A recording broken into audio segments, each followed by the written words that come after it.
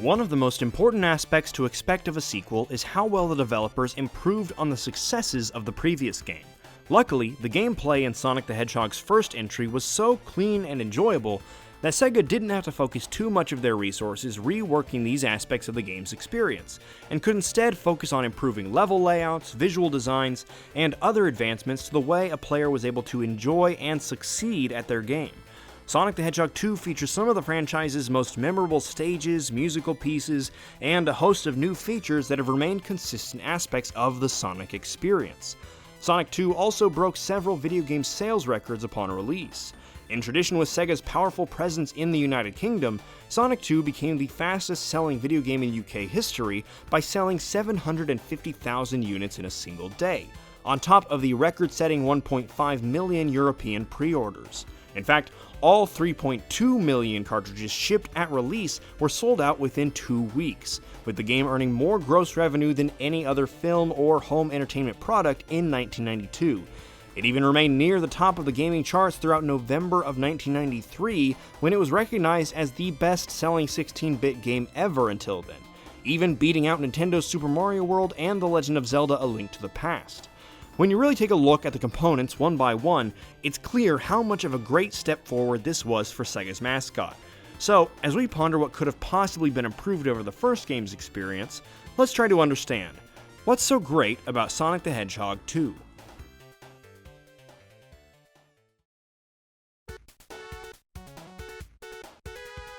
In Sonic the Hedgehog 2, our titular speedy hero is back with a new friend and several new tricks up his sleeve to take on Dr. Robotnik, who's returned as well, and working on a doomsday machine known as the Death Egg. Just as the first game started with simplicity in level design, the first act of Emerald Hill Zone can be completed almost entirely by just holding the right button. In fact, even along this path, as long as the player is willing to jump a few times, there's even an extra life, multiple power-ups, and enough rings in Sonic's path to earn another bonus life by the end of the level. But a veteran Sonic player, or even someone who's read through the manual, will know there's always additional benefits to actually exploring everything a level has to offer. Knowing where the power-ups are, where every checkpoint is, and how to collect the most rings to reach those special stages. All of these aspects are awaiting a more adventurous Sonic player. The first boss of Emerald Hill Zone is even easier than Robotnik's first machine we fought in the previous Sonic title. You really just need to not stand in front of him and you'll win. You can also score consecutive attacks by bouncing on him. One notable change to the gameplay of boss fights is the fact that the screen scrolls a little bit during your first fight with Robotnik, allowing a larger area during boss fights, which is great when you want to smoothly move Sonic around and not get stuck in a singular box screen. To change up the pace though, the boss fight in Aquatic Ruin's second level is a cool way of incorporating the restricted arena back in as a part of the action. It feels like there are a lot more options in each level in terms of where you're free to go while still making progress towards beating the stage. There are more winding paths or tangential bonuses in each level, and while this is noticeable in the game's first world, Emerald Hill Zone, it is certainly exemplified to the player in the second world, Chemical Plant Zone, which includes multitudes of helix shapes and twisting tubes that transport the player to new areas each time they play these levels. Oil Ocean, having an industrial inspiration, features large fans, exhaust pipes, and elevators that provide new ways for Sonic to traverse gaps. The fans are particularly fun because it feels like you're just gliding between platforms in a way not typical of Sonic's movement. Players can now access special stages by reaching a checkpoint or star post with at least 50 rings, rather than upon reaching the end of the level. You can also attempt the special stage from multiple posts in the same level, in case you fail to collect the Chaos Emerald on the first try. Beyond that, if you don't complete a certain zone's bonus challenge in the special stage, it actually carries over to the next zone, in which you meet the requirements to try again. So it's not as though you miss Zone 2's chance at a Chaos Emerald, as long as you reach the special stage at least 7 times throughout your whole adventure. The special stages contain a new style of challenge wherein the player needs to run throughout a continuous chute, collecting enough rings in a certain time limit to advance through the stage and reach the Chaos Emerald at the end. It's a little more challenging, but mostly because it involves more participation than the special stages in the first Sonic game, in which you just hoped you bounced around correctly long enough to avoid accidentally ending your run. These bonus challenges this time are definitely more oriented towards players who will be playing them frequently enough to at least generally memorize in what patterns the rings and hazards appear. The special stage is constructed in a smart way to portray 3D movement through two-dimensional software, similar to F-Zero on the Super Nintendo. Your speed, position, and movement are all well conveyed in a manner that I believe Sega themselves were such fans of that it became the inspiration for future three-dimensional Sonic games. Possibly the most notable addition seen in Sonic the Hedgehog 2 would be the introduction of Tails as a second character. A yellow fox with two tails, Miles Prower is a young fan of Sonic who befriended his Hedgehog hero and now accompanies him on his quest to beat Dr. Robotnik once again. A second player can take control of Tails whenever he's on screen, but in order to not restrict Sonic's movement and slow the action, Tails will drift off screen if left behind, meaning the second player will not be able to see what they're doing until Tails enters frame again. Regardless of whether or not he's being commanded by a second player, Tails will follow Sonic, collecting more rings for you to add to Sonic's total defensive collection. Tails is also impervious to damage, so he can get in a couple extra hits on Dr. Robotnik in situations where Sonic would have been in danger. While trying to earn the powerful Chaos Emeralds, Tails will act like a bit of a buffer on Sonic's back end during the special stage, picking up spare rings off to either side of the player, depending on what motions you're making up front as Sonic. The special stages are certainly easier to complete in two-player mode, as a second human can do a much better job at contributing to your collective score, as well as avoiding hazards. Adding Tails to the game was an interesting way of including a teammate in the single-player experience. It seems a little odd to have a random character floating around you that occasionally earns you extra points or does damage to an enemy, but that's just because it's not something you see in games of this era. If you think about it though, that's all NPC allies are in most modern games, such as shooters or adventure games, where they might give you some health or ammo, or take out an enemy for you here and there. Otherwise, you don't worry about them either. That's all Tails is, but it's a good way to add a little world development to the dialogue-free experience that is earlier Sonic the Hedgehog games. I also like the fact that Tails has a few different animations, such as which part of his body spins to propel him, unique facial expressions, or the shape of his spin attack.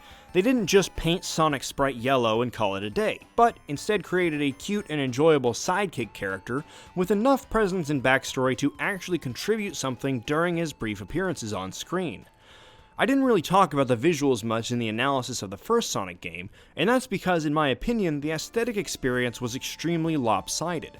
Sega front-loaded the most interesting environment, Green Hill Zone, so that new and returning players alike would have that level burned into their head. It absolutely worked, and I don't blame them for it at all. No matter what, if someone is playing Sonic the Hedgehog for the first time or 50th time, they have to experience Green Hill Zone and its refreshing coastal background and origami-style trees. It's difficult to even conjure up an image of Sonic without imagining him speeding through that level. But after that, whether it was for time, cartridge space, or any other reason, the rest of the game's worlds felt a little more plain. Many of the backgrounds were monochromatic and felt more like indoor environments, avoiding the additional Green Hill Zone features like parallax scrolling. But in Sonic the Hedgehog 2, every environment is far more interesting. The backgrounds all utilize much more depth and color, and they virtually all have some form of moving parts to keep the environments from feeling too static. In fact, many of the environments in Sonic's second game feel like the fully realized intentions of Sega's original designs.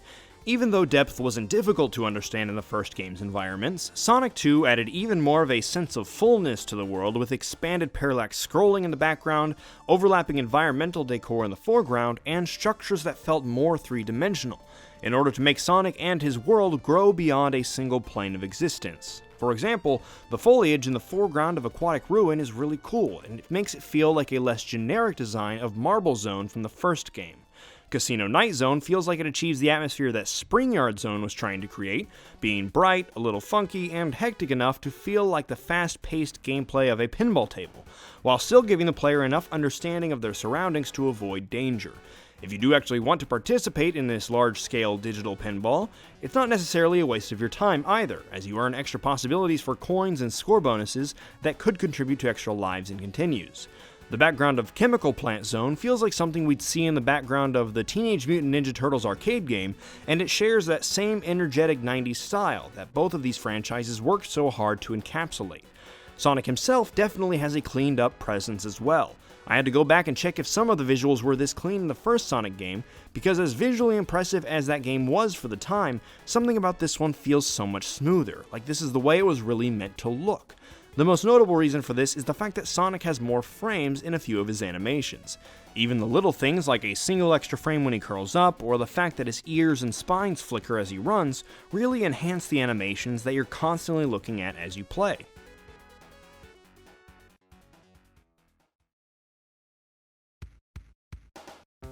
Sonic the Hedgehog 2 had to be faster, smoother, brighter, and more exciting than its predecessor, which had already blown away every expectation in terms of sales, recognizability, and just pure fun.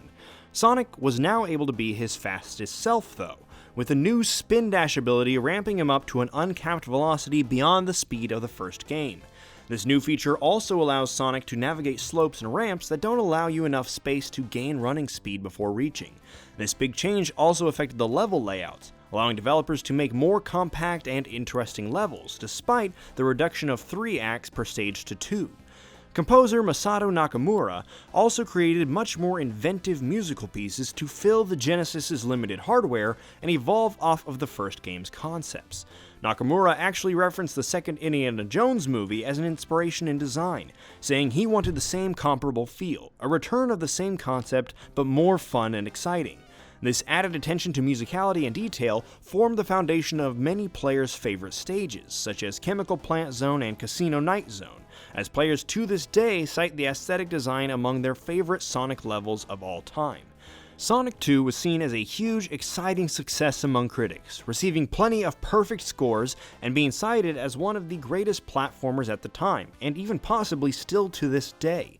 And luckily, while audiences were raving about Sonic the Hedgehog 2, Sega was preparing work on another sequel that would blow audiences away.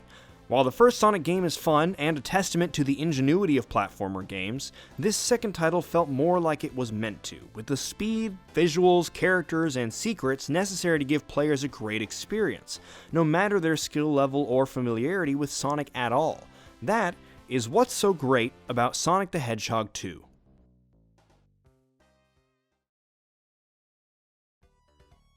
Thank you all for joining us on this episode of What's So Great About Gaming, as we ran through some of the great aspects of Sonic the Hedgehog 2. Want to see some bonus content? Maybe support the creation of these videos?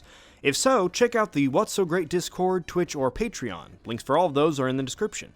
And if you want to hear what's great about another game, check out the link to our last episode, Dragon Quest, on screen or in the description. And please take the time to subscribe to be involved in the discussions here. Thanks again for watching. Now go play a great game. We'll see you next time.